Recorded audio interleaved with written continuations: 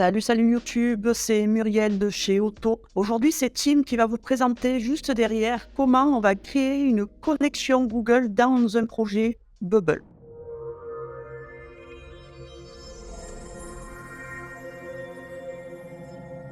Donc pour ce tutoriel, j'ai créé une interface de connexion simple avec ici une connexion avec un email et un mot de passe ou bien une inscription avec un nom, un prénom, un email et un mot de passe. Ce qu'on voit tout de suite, c'est qu'ici, on a la possibilité de se connecter avec Google. Donc là, ça ne fonctionne pas, bien sûr, puisqu'on va le faire ensemble. Donc, j'ai ici aussi un petit bloc qui va me permettre de savoir quand est-ce que je suis connecté à Google ou pas.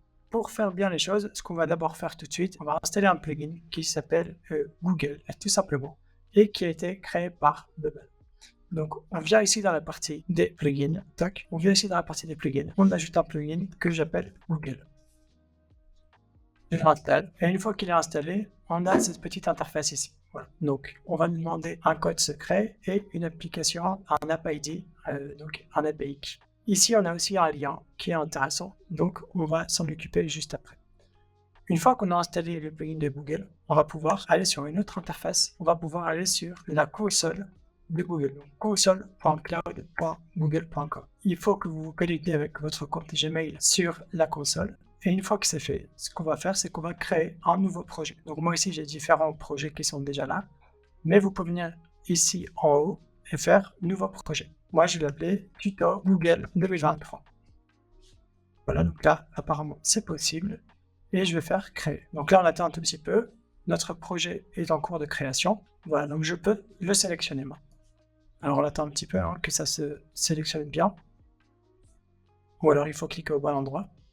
Voilà, là, je suis bien dans le tuto Google 2023. Donc, nous, ce qu'on va faire, c'est aller sur le petit menu ici en haut à gauche et on va aller dans API et services identifiant. Quand vous cliquez dessus, vous allez voir une interface, voilà, c'est là, où on va pouvoir créer des identifiants, mais avant, on nous dit qu'il faut configurer l'écran d'autorisation. Donc je vais cliquer ici sur ce bouton à droite, ça ici on peut l'enlever. Voilà, donc nous, on veut créer un consentement d'authentification pour une application qui est externe, donc je fais créer. On met ici le nom de l'application, tuto connexion Google. Voilà. L'adresse mail de l'administrateur. Le logo, on n'en a pas besoin. Le domaine de l'application ici, on n'en a pas besoin. Les domaines autorisés, là, on va mettre bubbleapps.io. Et ensuite, les coordonnées, on peut mettre la même adresse mail sur le .com. Enregistrer et continuer. Le niveau d'accès, on s'en fiche, on fait enregistrer et continuer. Là aussi, sur cet écran aussi. Et là, on a notre résumé.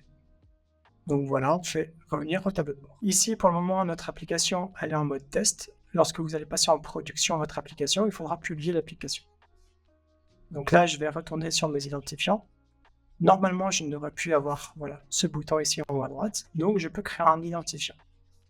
On fait ID client hôte. Le type d'application, ça va être une application web. Là, on peut lui revenir un nom. Tuto, collection, Google. Et ici, on va rajouter la redirection autorisée, l'URI. Donc ça, si vous vous souvenez, c'est Bubble qui nous la donne. Donc là, ici, je retourne dans mon éditeur normalement. Donc là, maintenant, j'ai plus qu'à aller dans mes plugins. Voilà.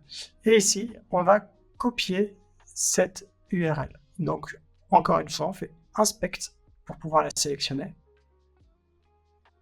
Et ici, on sélectionne que ce qui nous intéresse. Donc, ça veut dire de là jusqu'à redirect. Voilà, là on copie. Maintenant, on peut retourner ici et on va faire ajouter un URI et je fais créer. Et là, voilà, j'ai un ID client et un code secret. Donc là, maintenant, on n'a plus qu'à les copier et aller les mettre au bon endroit. Donc ça, on peut fermer. Donc là, c'était l'app ID qui est ici. Et maintenant, on va aller copier le secret client. Je le mets là et là. Voilà. Il faut faire attention, c'est bien cocher la case ici. Ça, c'est important. Voilà. Donc là, normalement, mon Google, il est configuré. Donc, ce que je vais pouvoir faire maintenant, c'est que je vais faire afficher mon groupe de login. Voilà, qui est ici. Et on va dire que quand on clique sur ce bouton, qu'est-ce qu'on va vouloir faire? On va vouloir inscrire ou connecter notre utilisateur à Google. Et ensuite, on fait un make change sur le current user Et on va lui dire qu'on veut prendre son prénom et son nom de famille et on vient le chercher depuis Google. Donc vous pourriez aussi aller chercher son avatar et tout ça. Ça, y a pas de problème, il est ici le profil picture, là j'ai mis que 2 champs. Donc une fois que ça c'est bon, eh bien on peut aller faire un test. Connexion avec Google. On me demande bien ici, est-ce que je veux me connecter à Bubble Apps? Oui. Et donc du coup, je vais choisir un compte, celui-là par exemple. Donc jusque là, j'ai pas d'erreur. Google Login, non connecté, et oui. Vous êtes connecté. Webinti France, et j'ai mon logo ici. Alors pourquoi j'ai mon logo et mon nom et mon prénom ici? Tout simplement parce que j'ai fait une section, vous allez voir ici, qui s'appelle, dans l'Elementary, qui s'appelle Group User, où à l'intérieur, j'ai mis le Current User Google Profile Picture. J'ai mis le Current User First Name, le Current User Last Name. Donc là, j'ai mis que le Current User. Pourquoi? Parce qu'en base de données, quand la personne se connecte via Google, on enregistre aussi ces informations. Voilà. Webinti, France et l'adresse mail. Vous voyez, ça c'est la même, ça vient de ça en fait, ça vient du make change. Donc là on enregistre, on peut se connecter avec Google, on n'a pas besoin de mail, on n'a pas besoin de mot de passe, donc c'est trop cool. Et vous pouvez stocker en plus des informations en base de données. Donc c'est vraiment sympa. Là si je fais juste, je reviens ici que je fais déconnexion, en effet je suis déconnecté, et si je reclique dessus, ça va me connecter tout de suite. Alors il faut quand même choisir un compte. Et là, bing, ça va me connecter normalement, voilà.